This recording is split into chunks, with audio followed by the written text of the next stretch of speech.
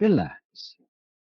There is no need to chase life as if it were some elusive creature that must be hunted down, trapped, and tamed. Life is not a race you must win, nor a puzzle you must solve before the time runs out. It is not waiting for you at the end of a long, grueling road. Life is here, now, whispering softly in the spaces between your breaths, calling you to notice the beauty that has always been present, even when your mind was too busy to see it. We spend so much of our existence in pursuit of success, of love, of peace, of a future that we believe will finally make everything fall into place. We clutch at moments, desperate to hold them still, and in doing so we miss the living flow of it all. But the truth is, life does not need to be forced. It is unfolding exactly as it should, in its own mysterious rhythm, like the tides that rise and fall, or the seasons that change without asking for your permission. The life you dream of, the one you ache for, is not somewhere far away. It is quietly taking shape as you let go of your grip and allow yourself to trust the flow. There is something profoundly beautiful that happens when you stop trying to control everything and start to trust that you are already on the right path. Imagine the river. It does not strain to reach the ocean. It moves naturally, carried by gravity, shaped by the land, yet always flowing in the direction it was meant to go. You are not separate from this kind of effortless grace. You were made to flow, to live, to breathe, to experience each moment without trying to hold on too tightly. The more you resist, the more life feels like a struggle. But when you relax and allow it, when you let things be as they are, you find that life has always been leading you to places more beautiful than you could have planned. The mind, however, is restless. It tells stories of fear and failure, of what could go wrong, of why you must do more, achieve more, become more. It tells you that you are not enough as you are, and it drives you into a state of constant unease. But you do not have to listen to that voice. You can step back, even for a moment, and see it for what it is.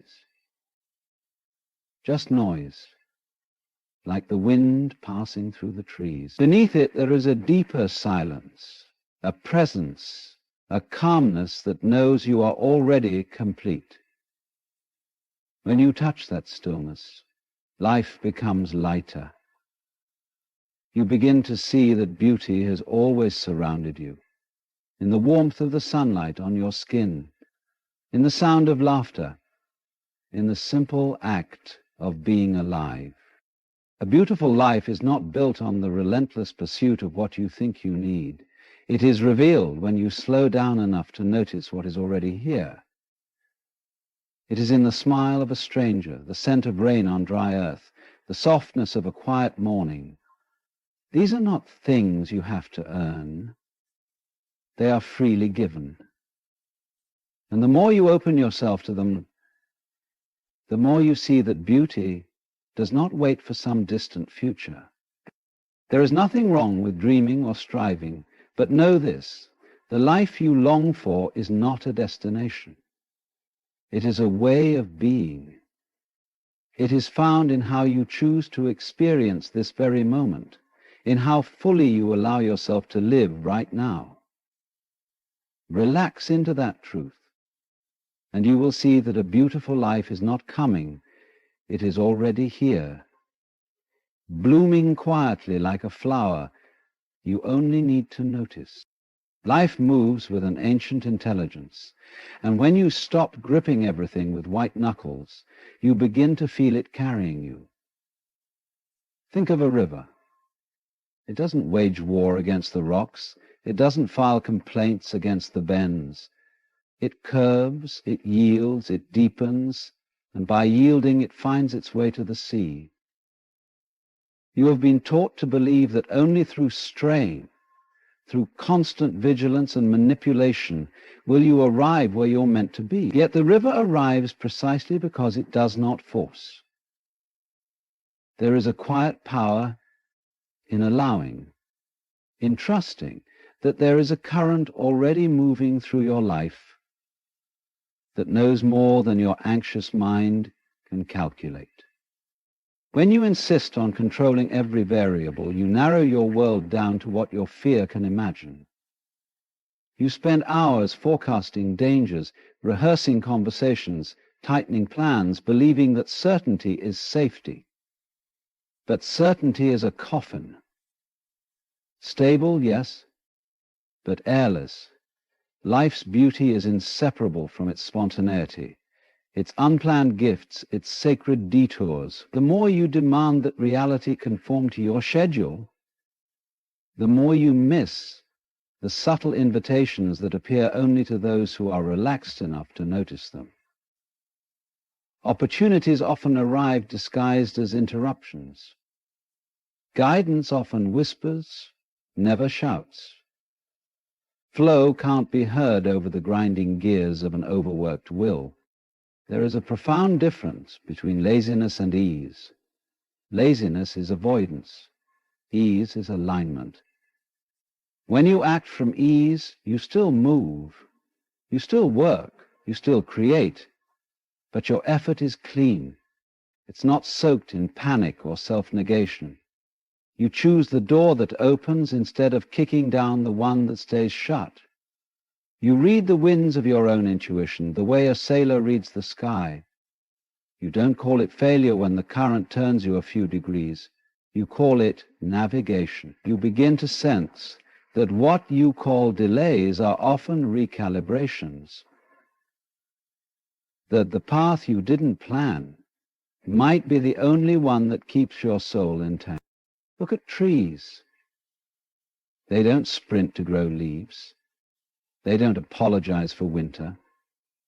They are fully themselves in every season, rooted in place, responsive to what is, not resentful of what isn't. You, too, are allowed to root. You are allowed to breathe before you answer, to listen before you leap, to let the next step find you when the ground feels foggy and unclear. That pause is not passivity, it is intelligence. Like the inhale before the exhale, the gathering of presence before the release of action. The mind believes that speed equals control.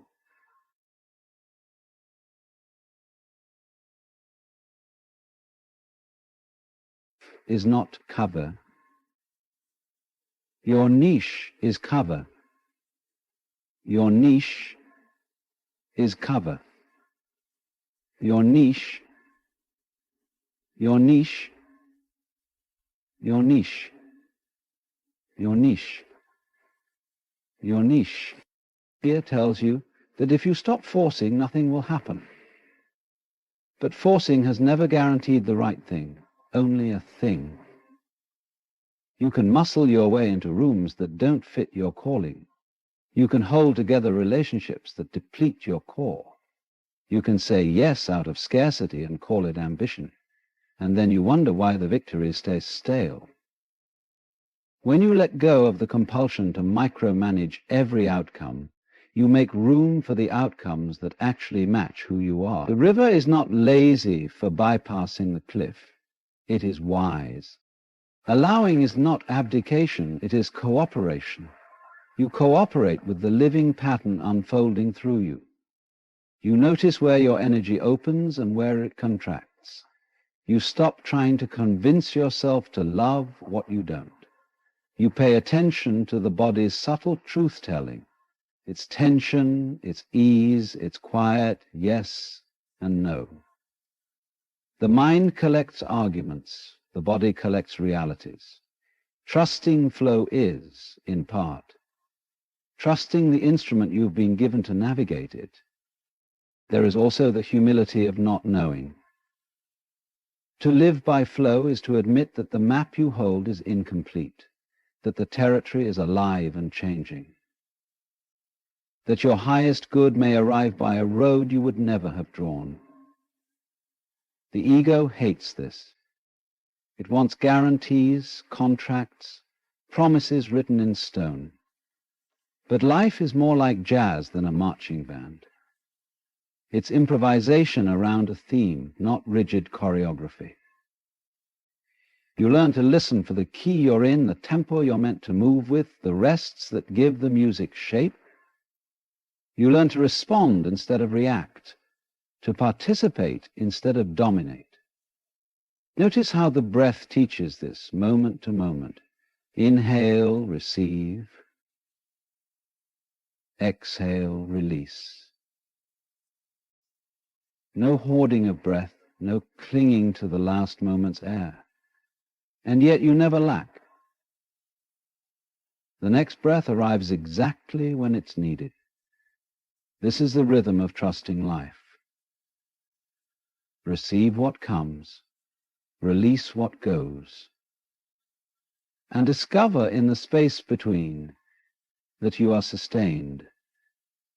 Anxiety is the belief that the next breath won't arrive. Relaxation is the recognition that it always has. When you soften your grip, you begin to see the quiet synchronicities, the book that falls into your lap when you most need it, the message that appears after you whisper a question into the night, the person you meet because you took the long way home. None of this can be managed into being. It emerges when you participate with curiosity instead of control. Curiosity asks, what's unfolding here? Control demands, make it match my script. Curiosity keeps the heart open. Control puts it in a cage. There's a certain dignity in trusting your path. Not arrogance, not passivity, but the dignity of someone who knows they are part of something wiser than their worry. You move with a lighter step. You stop bargaining with the universe. You stop turning every challenge into a referendum on your worth. You notice that when you stop pushing so hard, certain problems dissolve, not because you ignored them, but because they were fed by your resistance. And what remains are the real tasks, the honest work, the authentic responsibilities that strengthen you without hollowing you out. This doesn't mean you never plan, never decide, never act. It means your planning is flexible, your decisions are responsive, your actions are attuned. You set intentions the way a sailor sets a sail, to catch the wind, not to command it. You let feedback guide you. You let endings end. You let beginnings begin. Without demanding that they look familiar, you stop standing at the riverbank, yelling at the water to move faster, and you step in, feeling it take you, feeling it show you where the depth is, where the stones are smooth, where the light breaks in patterns you couldn't have drawn on paper. The present moment is where life truly lives, yet it is the one place most people rarely visit. We are so consumed by memories of the past and the constant projection of the future that we overlook the only space where beauty can ever be experienced. This moment, right here, as it is. We treat the present as though it is merely a stepping stone to something better, something bigger, something worth waiting for. But what if the better we're waiting for has always been hidden in plain sight? What if life's greatest treasures are not found in some distant future, but in the simple details of the moment you are living right now? It is only when we pause long enough to notice the small miracles around us that life reveals its quiet, profound beauty.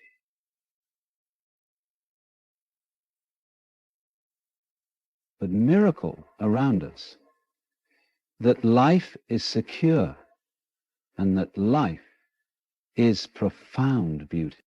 Take something as ordinary as sunlight streaming through a window. To the distracted mind, it's nothing. But when you actually stop and look, You can see the way the dust glitters in that golden light, the way it warms your skin, the way it softens the edges of everything it touches. That is life speaking to you, saying, "Look, here I am. I've been here all along." Or consider the sound of rain tapping on the roof. Instead of just hearing it as background noise, imagine for a moment how soothing and rhythmic it is, like a gentle song played by the earth itself. Moments like these require no grand achievements or future promises. They are enough, just as they are. And yet we miss them, because we are busy rushing to tomorrow. The mind is always chasing someday. Someday when I have more money, I'll feel secure. Someday when I'm loved by the right person, I'll feel whole. Someday when I achieve this goal, I'll be happy. But happiness does not wait at the finish line of some imagined race. It is not hiding in the next promotion or the next relationship or the next achievement. Happiness, beauty, peace, they all exist only here, in this breath, in this glance, in this fleeting moment that will never come again. If you can't see the beauty in this instant, what makes you think you'll see it when you get to the future you're chasing? The truth is, if you don't learn to see beauty now, you will carry the same blindness with you, no matter how much your life changes. The present moment is not only beautiful, it is sacred. It is the only moment that is real.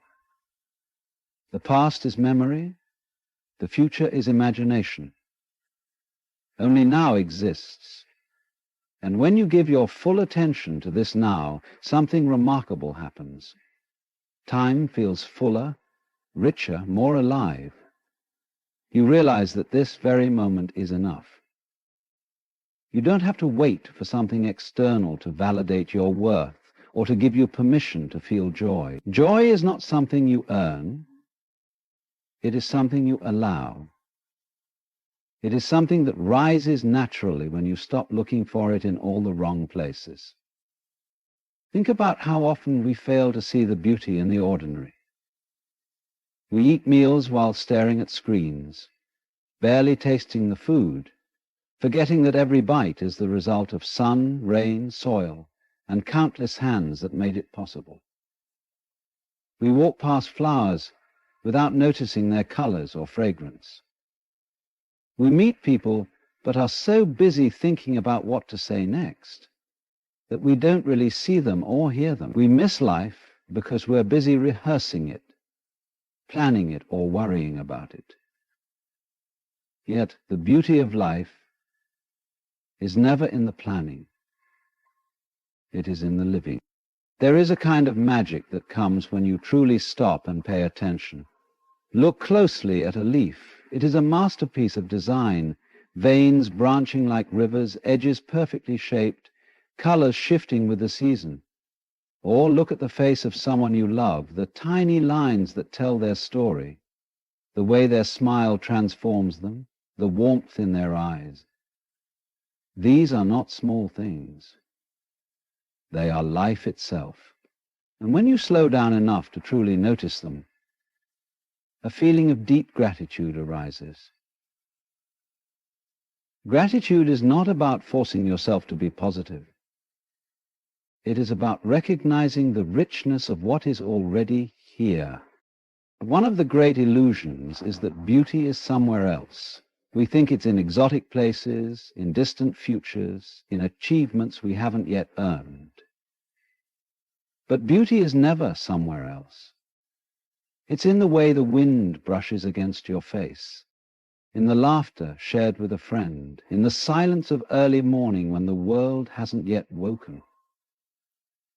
When you allow yourself to fully inhabit these moments, you discover that the life you've been waiting for has been waiting for you to notice it. The moment also teaches us about freedom. When you are fully here, you are no longer trapped by regrets about what you could have done differently. nor are you enslaved by anxieties about what might happen. You are simply here, and here is where peace lives. Imagine standing by the ocean, watching the waves crash against the shore. If you're thinking about your to-do list, you might not even notice the rhythm of the waves or the smell of salt in the air. But if you let yourself really see it, really hear it,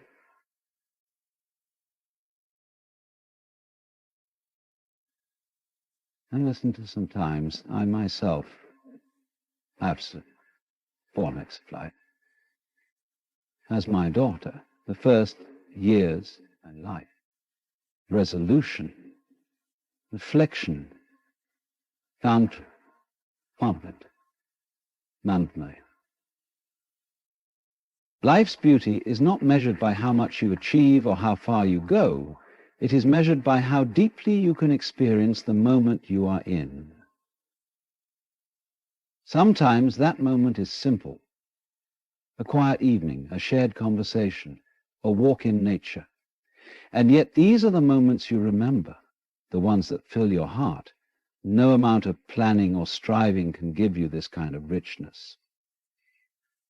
It comes from letting go of the need to rush and allowing yourself to be exactly where you are.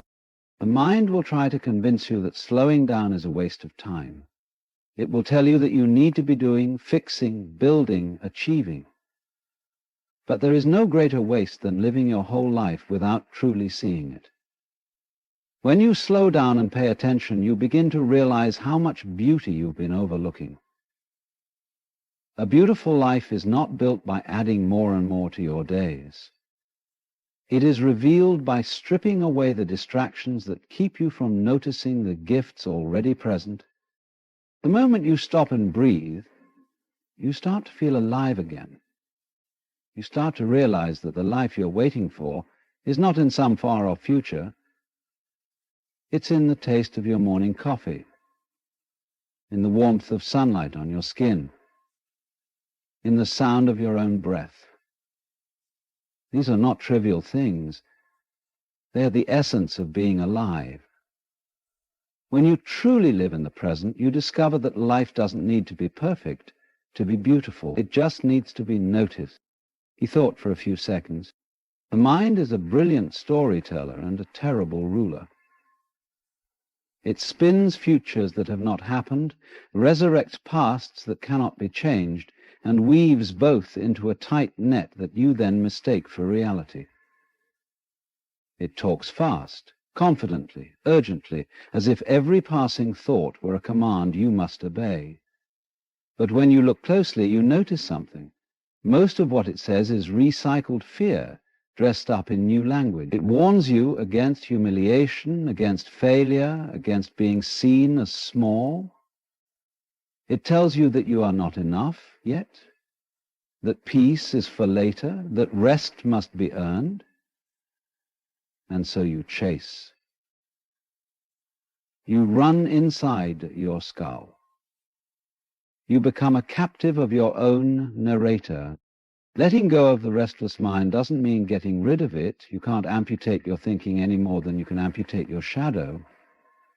It means seeing thought for what it is, a tool, a movement of energy, a passing cloud across the open sky of awareness. You can watch it arise and pass without climbing inside every cloud and calling it home.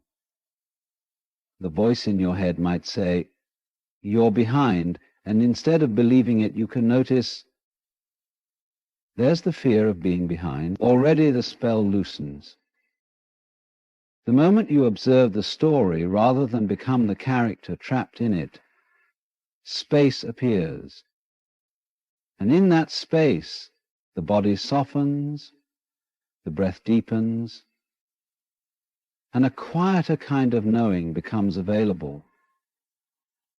The mind thrives on certainty, yet life is a dance with uncertainty. When you demand guarantees, the mind tightens its grip. It starts building more scenarios, more defenses, more strategies.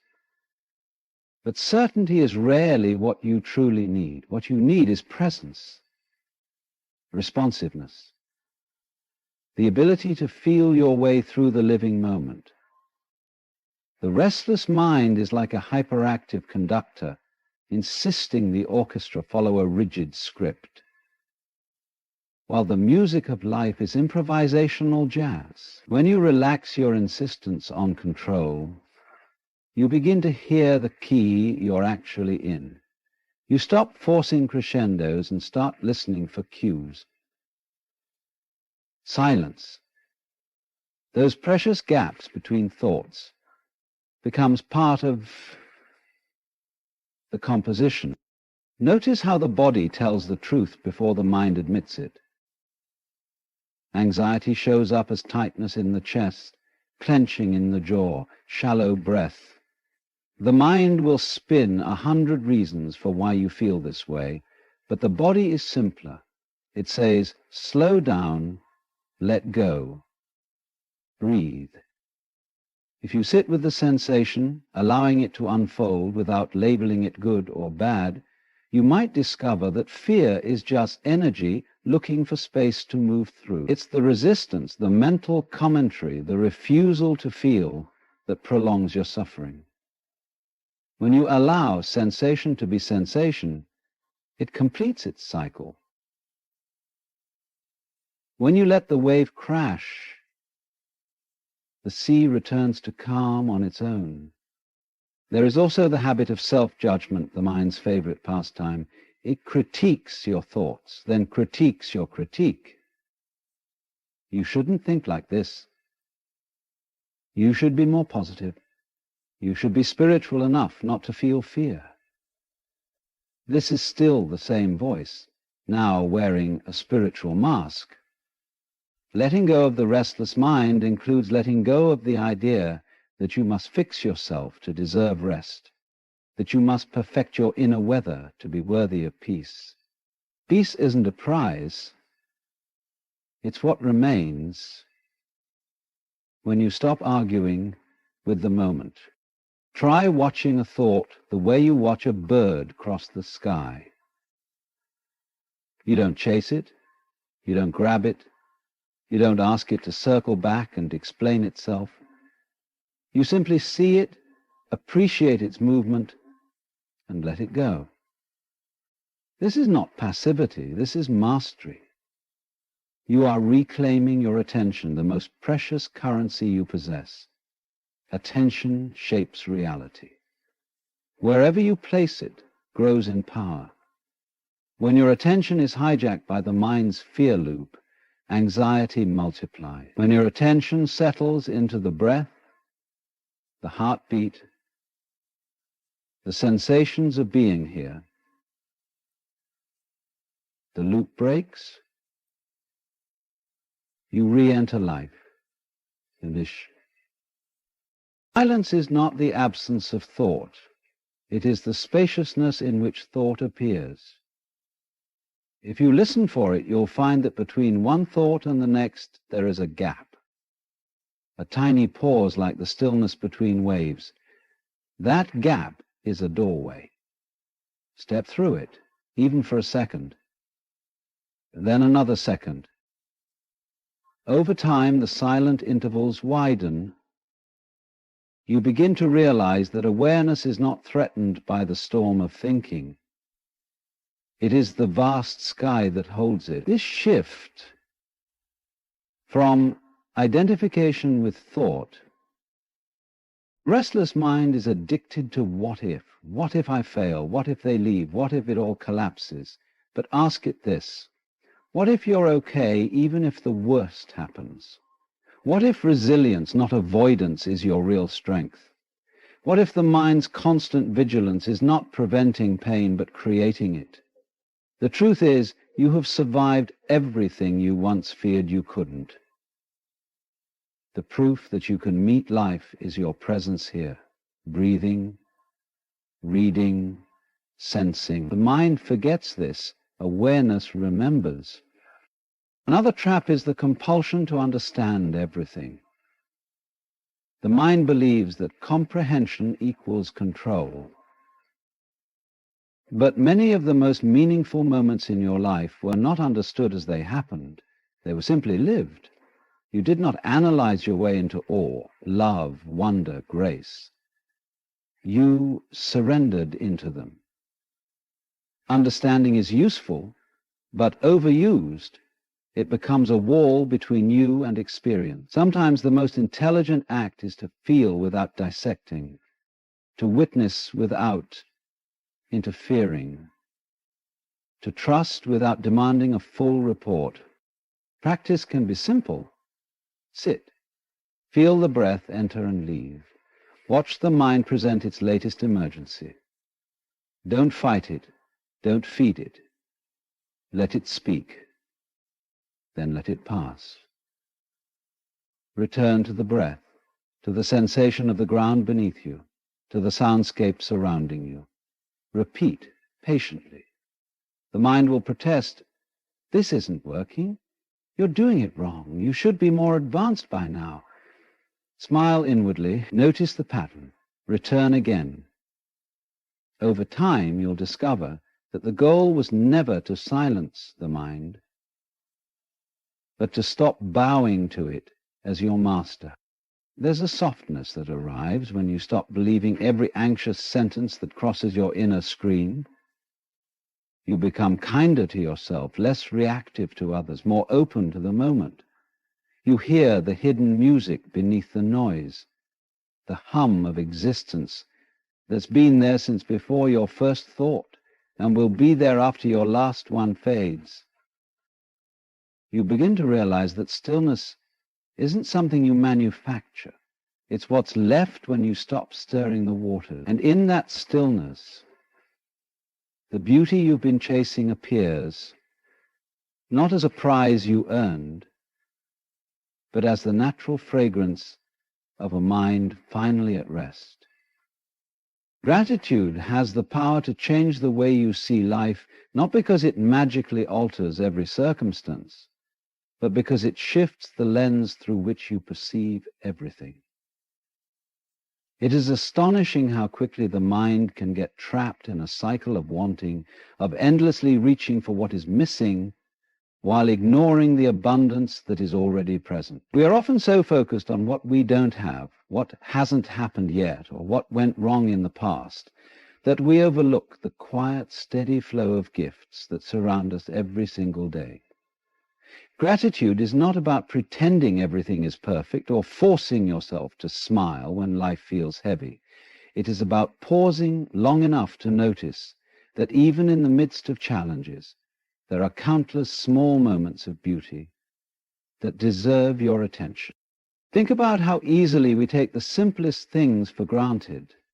The ability to wake up and draw a breath, the way your heart beats without you telling it to, the warmth of sunlight on your face, the sound of laughter. These are not small things. They are miracles dressed in ordinary clothes. Yet when life gets busy or when we are consumed by struggle, we stop seeing them. We look past the sunrise because we are rushing to the next task. We gulp down meals without tasting them because our minds are elsewhere. We forget that just being alive, here and now, is a gift. Gratitude reawakens us to that truth. It is like a gentle hand turning our face back toward the present moment, reminding us to see what is already here. There is a quiet strength in appreciating what you have, even when it isn't everything you want. Gratitude doesn't mean you stop dreaming or striving for better. It simply means you recognize that your life already holds value and meaning as it is. When you take time to notice what is good, however small, you train your mind to see possibility instead of lack. It is impossible to feel both deep gratitude and deep fear at the same time. Gratitude grounds you. It softens the restless drive for more, for faster, for bigger. You think less than it does. It isn't sufficient. And the direct itself, charming, emotion, The mind left unchecked is always moving toward what is missing. It will tell you that your happiness is postponed until you achieve that next milestone, meet that next person, or earn that next amount of money. But have you ever noticed how, once you reach the place you thought would bring happiness, your mind quickly moves the goalpost again? It tells you that you still need more, that you still aren't there yet. Gratitude interrupts that cycle. It brings you back to this moment, encouraging you to see that joy can exist here before anything else changes. Even in difficult times, there is always something to be thankful for. It might be as simple as the kindness of a stranger, a quiet moment of rest, or the way a song can lift your spirits when nothing else seems to work. When you start to focus on these things, you begin to see that life is not just a series of struggles, but also a series of unexpected blessings woven in between. Gratitude doesn't erase pain or hardship, but it gives you the resilience to face them. It reminds you that there is still good, even when things feel heavy. It's like finding a candle in the dark. Small, perhaps, but enough to remind you that light is still possible. The beauty of gratitude is that it expands as you practice it. The more you notice, the more you find to notice. What starts as a simple acknowledgement of the obvious, the roof over your head, the food on your table, gradually deepens into a way of seeing the world. You begin to notice the subtler things, the way someone listens to you without judgment, the quiet comfort of a loved one's presence. Life begins to feel richer, not because anything external has drastically changed, but because you've stopped rushing past what was always there. Gratitude also connects you to others in a profound way. When you appreciate the efforts, kindness, or presence of those around you, relationships deepen. People feel seen, valued, and loved when gratitude is expressed. It's a powerful reminder that life is not just about taking, but about recognizing the interconnectedness that sustains us. Think of all the unseen hands that contribute to your daily life. The farmer who grew the food you eat, the stranger who held the door for you, the teacher who once spoke words that still echo in your mind. Gratitude turns these invisible threads into a tapestry of connection that makes life feel less isolated. There is also a spiritual element to gratitude, whether or not you name it as such. When you feel deeply grateful, you are acknowledging that much of what you cherish, life itself, the people you love, the beauty of the world, are gifts that you did not create alone. Gratitude is a kind of humility. It reminds you that you are part of something larger, something alive and generous. It dissolves the illusion of separateness and replaces it with a sense of belonging to the unfolding story of life. Practicing gratitude doesn't have to be complicated. It can be as simple as pausing each morning to name 3 things you're thankful for, or taking a moment before bed to reflect on the best part of your day. It might mean writing a note to someone who has made a difference in your life, or simply taking time to sit quietly and notice the details of the world around you. The texture of leaves, the scent of the air, the sound of the wind. Over time, these small practices transform the way you think and feel. You begin to see life less as a burden to endure and more as a collection of moments to cherish. Paradox. Gratitude also opens the door to a beautiful paradox. When you fully appreciate what you already have, you naturally attract more to be grateful for. Not because life suddenly gives you everything you ever wanted, but because you're no longer blind to the abundance that was always present. Your focus shifts. from scarcity to sufficiency, from complaint to wonder. Even the challenges start to look different, not as punishments, but as teachers. You begin to see how every difficulty has, in its own way, shaped you or led you to something meaningful. That September was fog, was heat, was when gratitude becomes part of your daily rhythm, you stop waiting for a perfect life to appear before you allow yourself to feel joy. You begin to see that the life you are living, with all its imperfections, already contains a quiet kind of beauty. It's there in the simplest gestures, in fleeting moments, in the warmth of connection.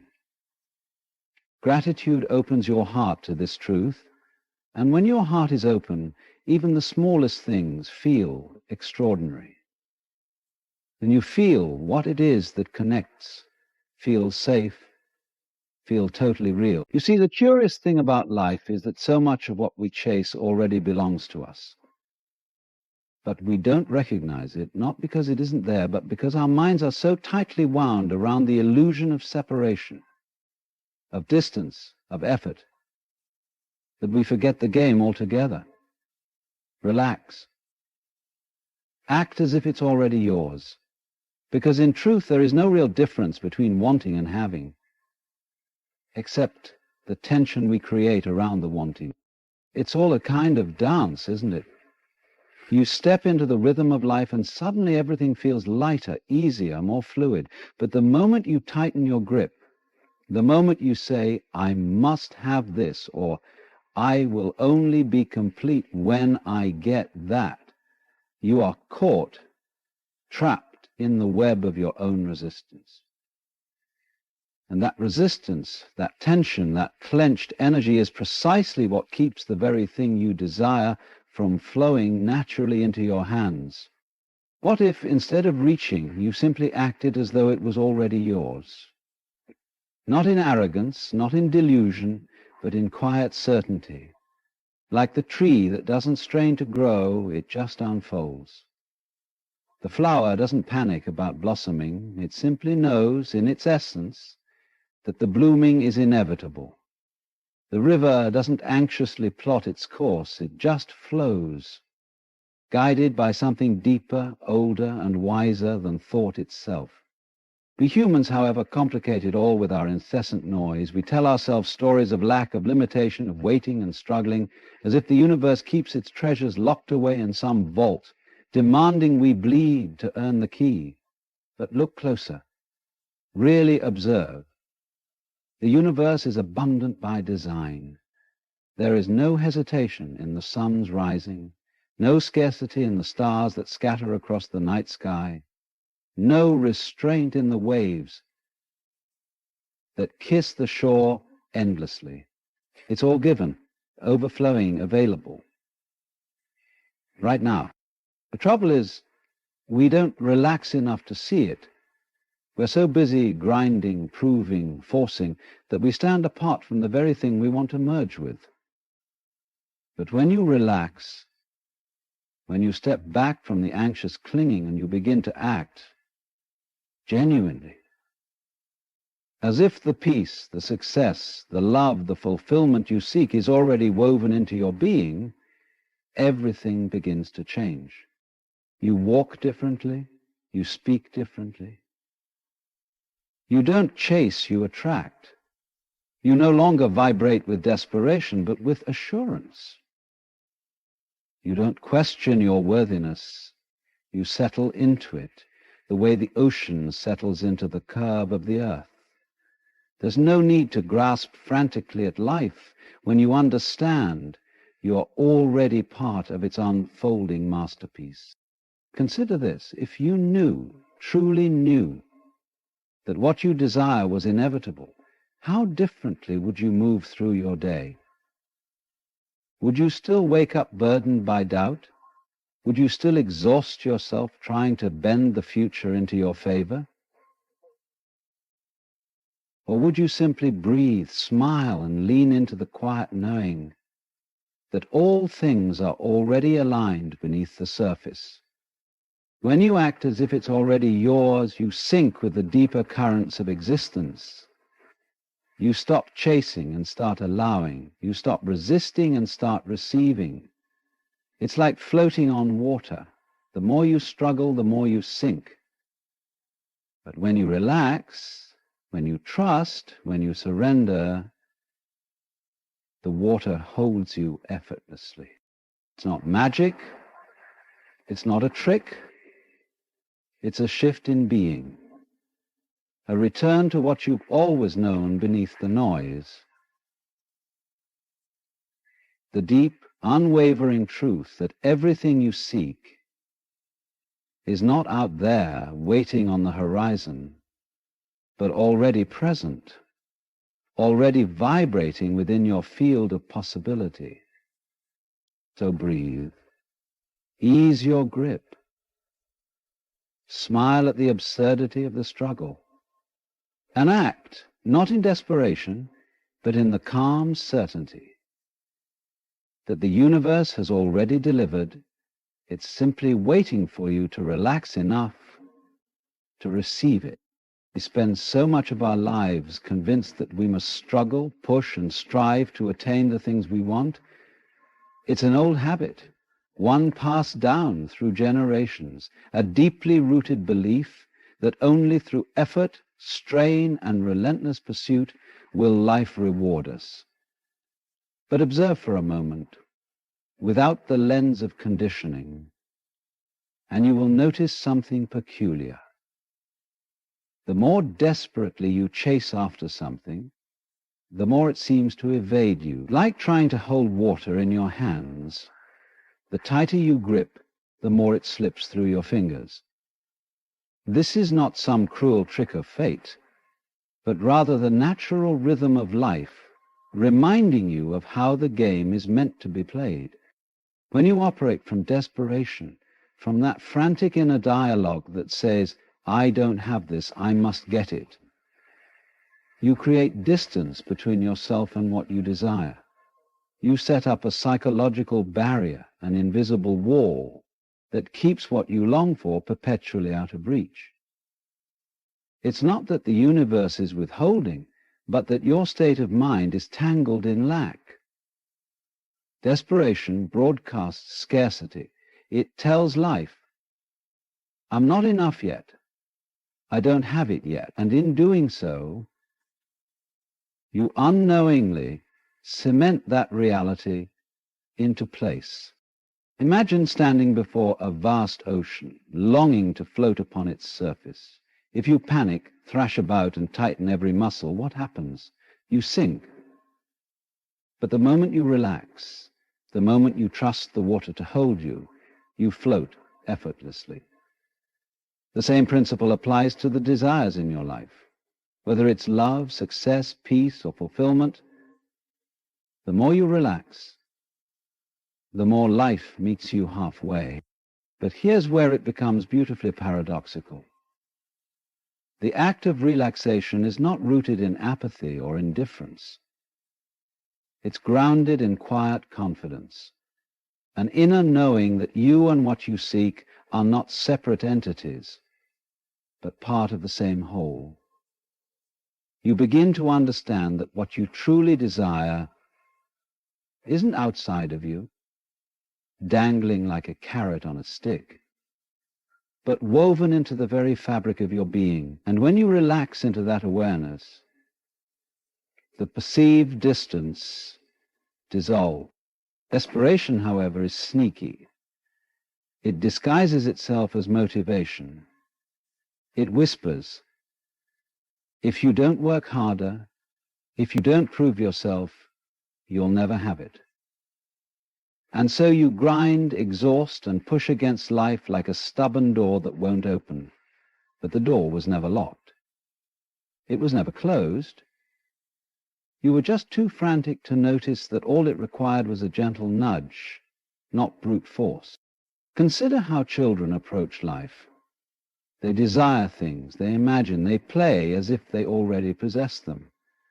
And in that innocent pretending, there's no tension, no striving. There's only the joy of embodying the feeling of already having it.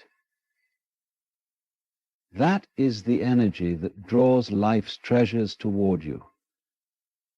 Not frantic grasping, but light-hearted certainty.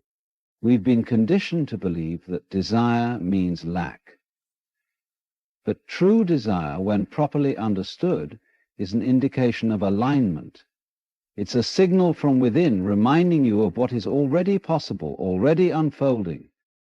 You don't chase the sun to make it rise.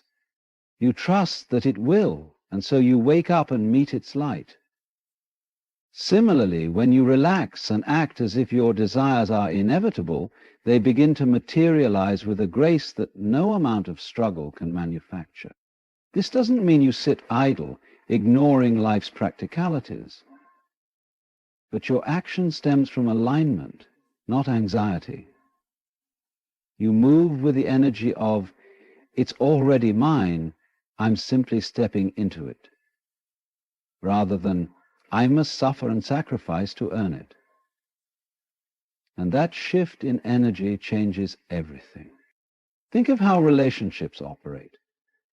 When someone is overly desperate for attention or validation, people instinctively pull away.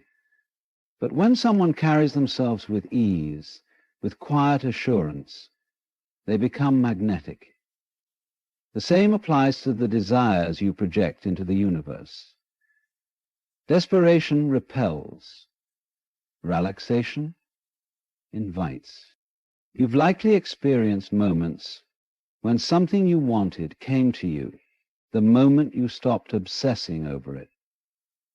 That job opportunity, that connection, that breakthrough. It arrived not through strain, but through space. Space created by your willingness to let go, to trust, to lean back, and allow life to do its part. It's ironic how we imagine that tension equates to control. But the tighter you hold on, the more rigid you become, and rigidity blocks the fluid, spontaneous unfolding of life. Relaxation, on the other hand, isn't passive. It's receptive. It opens you up to possibilities beyond your limited imagination. And here's the deeper truth. Your desperation is often rooted in the illusion that you are incomplete without the thing you seek. But what if you realized you are whole now? That your desires are not conditions for your worthiness, but reflections of your natural expansion. When you relax into your wholeness, you cease to chase from emptiness. You create from fullness. So observe your energy. When you catch yourself tightening, striving, panicking, pause. Desires are closer than you think, waiting patiently for you to loosen your separation. Look at nature for a moment, not through the filtered lens of human expectation, but through the raw, unedited reality of how life expresses itself. The tree does not force its growth. It doesn't sit beneath the sun with anxiety, clenching its roots, wondering whether it's worthy of blossoming or if it has earned its next leaf.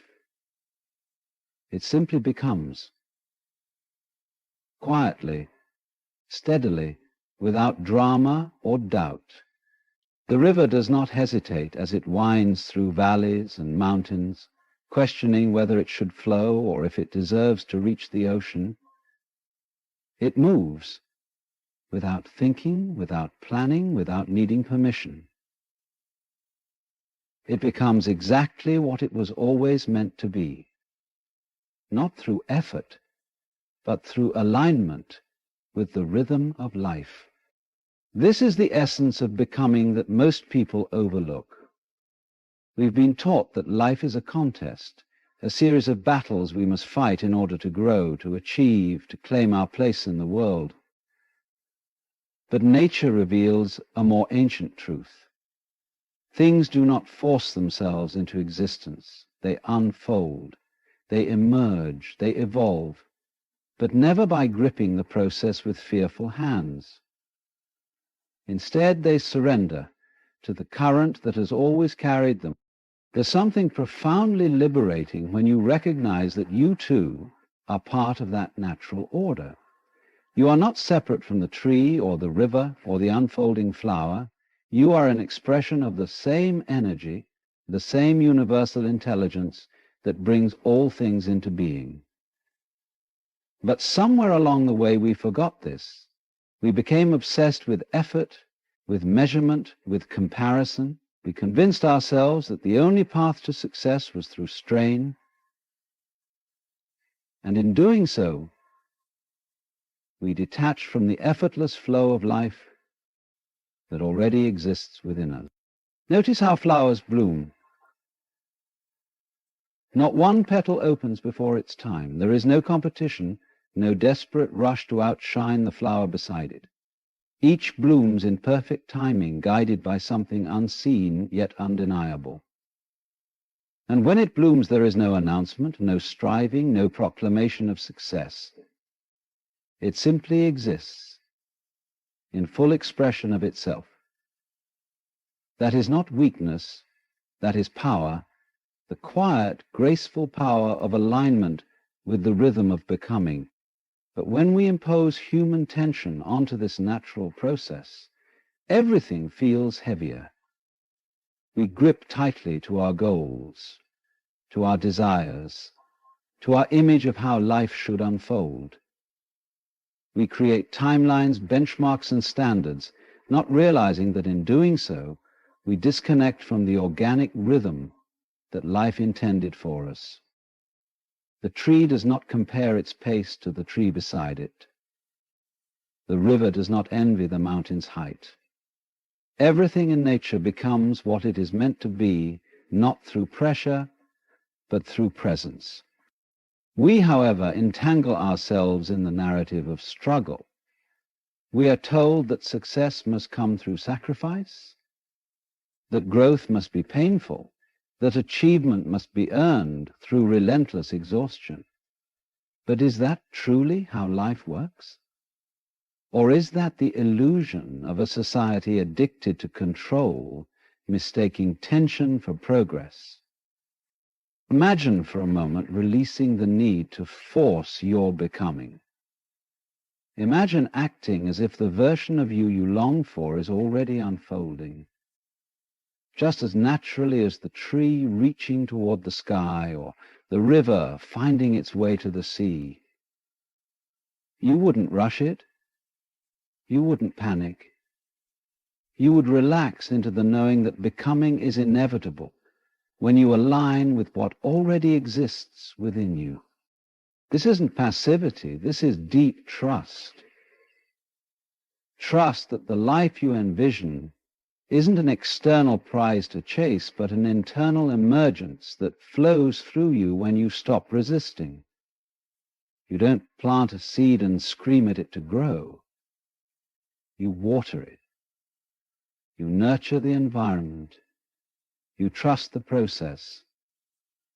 And in time, growth happens. Not through struggle, but through surrender. Observe the seasons. Spring never forces itself upon winter. Summer doesn't compete with autumn. There is a sacred rhythm, a harmonious dance that unfolds without resistance. So why do we believe our personal evolution requires anything different? Why do we tighten our minds, tense our hearts, and strain our souls in pursuit of what life is already prepared to give us when we allow it? The reason is simple. Control feels safer than trust. But control is an illusion. The flower does not control the rain, yet it thrives. The bird does not control the wind, yet it flies. We exhaust ourselves clinging to imagined control, unaware that the greatest strength lies in surrendering to the process. In relaxing into the rhythm of becoming, there is a gentle wisdom in nature's unfolding, a quiet, unwavering confidence that everything is already happening as it should. The river never questions whether it will reach the ocean. It trusts the path beneath it. The tree never doubts its capacity to stretch toward the sun. It simply grows. And the flower does not apologize for its timing. It blooms when it is ready, not before. When you act as if your desires are already yours, you step into this rhythm. You no longer demand proof, validation, or permission. You align yourself with the energy of inevitability, the knowing that just as the river flows and the flower blooms, your becoming is not a matter of if, but when. And in that space, tension dissolves. You stop measuring your worth by external achievements. You stop questioning your timeline. You relax and life flows through you. You see, when you embody this energy, the world responds differently. You're no longer desperate. You're no longer chasing. You become magnetic. Not through effort, but through presence. People feel it. Opportunities sense it. Life moves toward you. Not because you force it, but because you become a living invitation for the very things you desire. But it all begins with a choice to release the illusion of struggle, to untangle yourself from the belief that you must force your way forward, and to remember the truth hidden in plain sight. Just like the tree, the river, and the flower, you were never designed to struggle into becoming. You were designed to unfold, to emerge, to bloom, in alignment with the rhythm that life has already set in motion. There's a quiet, almost forgotten power that comes when you carry yourself with certainty. It isn't loud. It doesn't announce itself with grand gestures or boastful declarations. It hums beneath the surface. A calm, unwavering presence that speaks louder than any words ever could. Certainty isn't something you manufacture with sheer willpower. It emerges naturally when you stop doubting, when you stop questioning whether you deserve the things you long for, and begin to act as if those things are already stitched into the fabric of your life. We tend to believe that certainty arrives after we've achieved something. We say to ourselves, I'll be confident when I succeed. I'll feel worthy when I have proof. I'll stop doubting when life finally delivers the evidence. But what we often overlook is that certainty itself is the magnet. It's the signal we send into the world that shapes how people, circumstances, and even the smallest details arrange themselves around us. Certainty attracts, doubt repels. You've seen this play out 1,000 times, though perhaps you didn't notice the quiet mechanism beneath it. Think of someone who moves through life as though they belong. They don't hesitate before entering a room. They don't shrink when faced with uncertainty. Their words, their posture, their energy all carry the unspoken message, I already have what I need. And more often than not, life responds to them in kind. Opportunities open. Doors unlock. People gravitate toward them. Not because they're superior, but because certainty radiates stability. And stability is irresistible in a world full of hesitation. Doubt, on the other hand, acts like a shield that pushes life away. It clouds your energy with uncertainty. It whispers through your actions, your voice, your choices, suggesting to the world around you that maybe you're not ready, maybe you're not enough, maybe you shouldn't be trusted with what you desire. And so life mirrors that energy right back to you. But the beautiful thing is, you don't need external validation to adopt certainty. You don't have to wait for proof. You can choose to step into the energy of it's already mine right now, not as a performance, not as some fragile facade, but as a quiet internal knowing. You shift your inner posture. You loosen your grip on desperation. You carry yourself as though the life you long for is unfolding beneath your feet in this very moment. It's a paradox that escapes many. When you act as though it's already yours, it begins to appear. Not because of luck, not because of manipulation, but because your energy no longer repels the very thing you desire. You no longer radiate scarcity. You no longer move with a hesitation that tells life, I don't believe this belongs to me. Instead, you become aligned, your actions, your words, your being, all reflecting the truth that what you seek is not separate from you. Think about how nature demonstrates this principle effortlessly. The sun does not question its right to rise. The ocean does not seek permission to crash upon the shore. The seasons don't apologize for their timing. They exist with unwavering certainty, and the world around them aligns in response. You, too, carry that same design within you, though it's often buried beneath layers of learned doubt and hesitation. But when you peel back those layers, when you return to the state of quiet confidence that life intended for you, everything begins to reorganize itself. People notice your energy before they hear your words.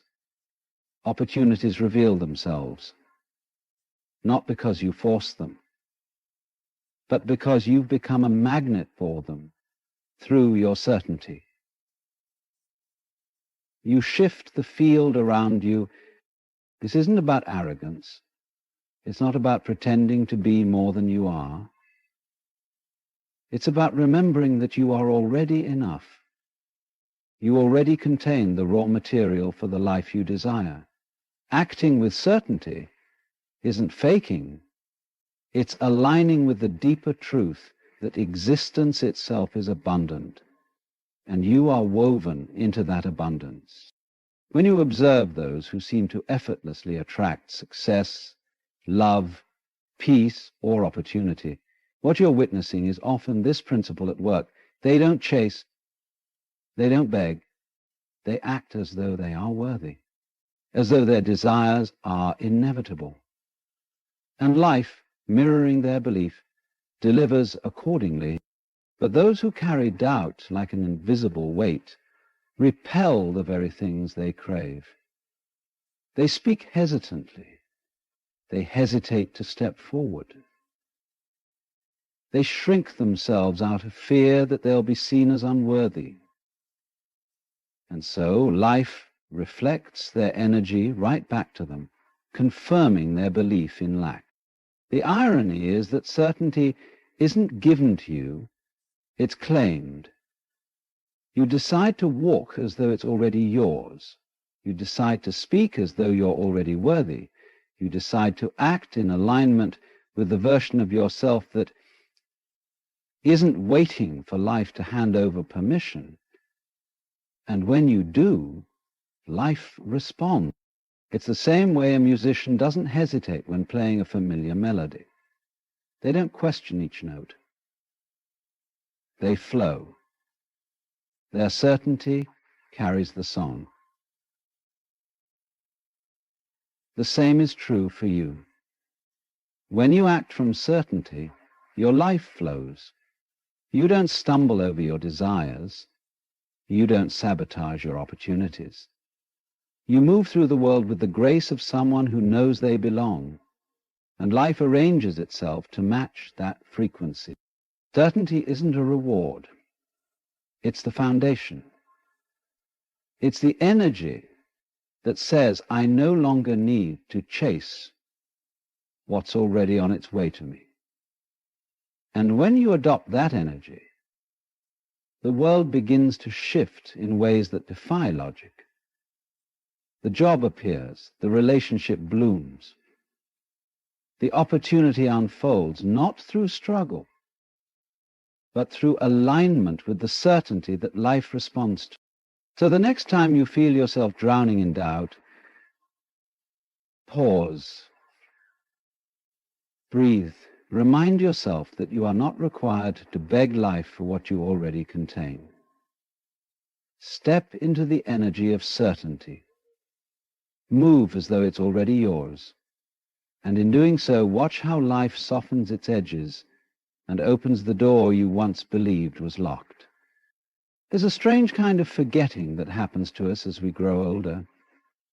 As children, we move through life without questioning whether we belong to this world, without doubting if we are worthy of joy, love, or abundance. But somewhere along the way, we are taught to separate ourselves from the very life we are immersed in. We're told to believe that what we desire is distant, external, somewhere out there, waiting for us to earn it, to prove ourselves worthy of it. And yet, when you peel back all those layers of conditioning, you begin to realize a more profound truth. You are already part of the abundance you chase. This isn't a poetic metaphor. It's the very structure of existence. You are not outside of life, observing it through a window. You are woven into it, inseparable from the whole. But the illusion of separation is strong. It convinces us that success, peace, love, fulfillment are treasures locked away behind closed doors, reserved only for those who struggle hard enough to reach them. And so we run, we grasp, we exhaust ourselves, believing that abundance is something to be acquired rather than remembered.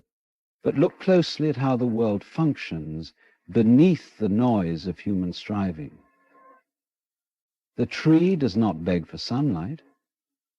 It rises because the sun and the soil are already part of its reality. The bird does not earn the sky. It is born into flight. The river does not negotiate for space to flow. It simply follows the path already carved beneath it. Everything in nature understands its belonging to the abundance of life. Everything moves with the quiet confidence that nothing is missing, nothing is withheld.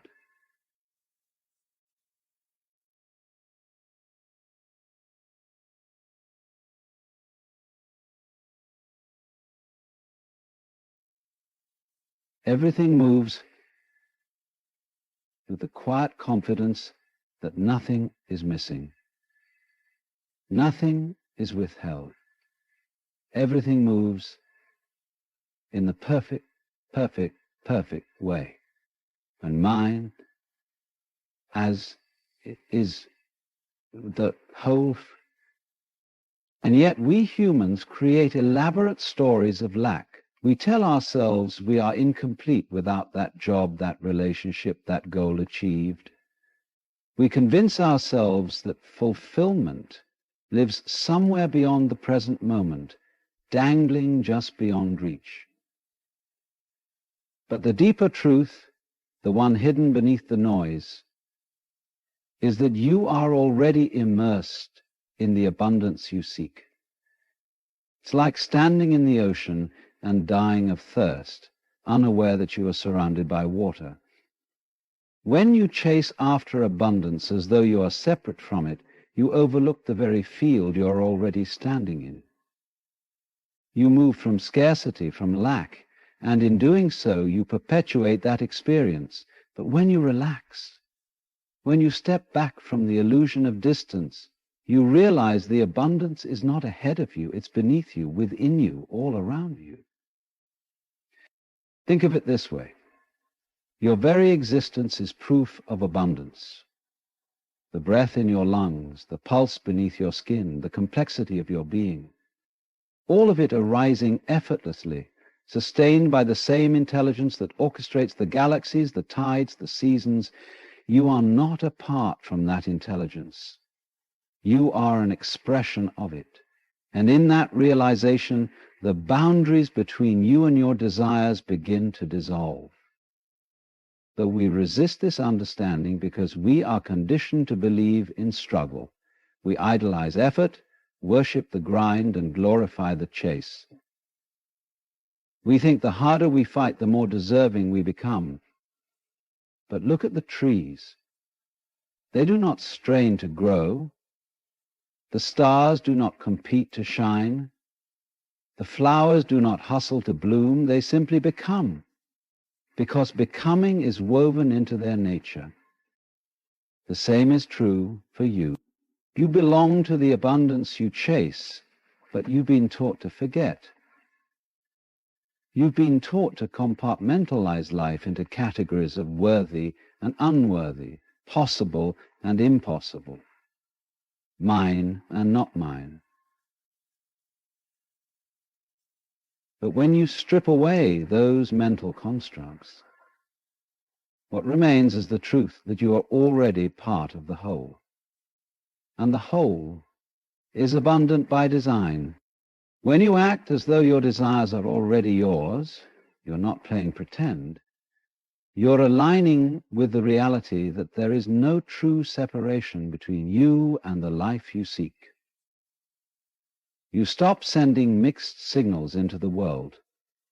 You stop projecting lack, desperation, and scarcity. Instead, your energy reflects trust, belonging, and certainty. And life, always mirroring your internal state, responds accordingly. This is not about closing your eyes to reality, ignoring challenges, or bypassing responsibility. It's about shifting the foundation from which you move. You no longer operate from I must earn my worth, but from I already belong to the abundance of life. And from that space, your actions become an extension of that knowing, not a frantic attempt to compensate for imagined lack. Consider how differently you would approach your desires if you believed, truly believed, that you were already connected to them. You would relax your grip. You would soften your striving. You would move with ease, knowing that life supports your becoming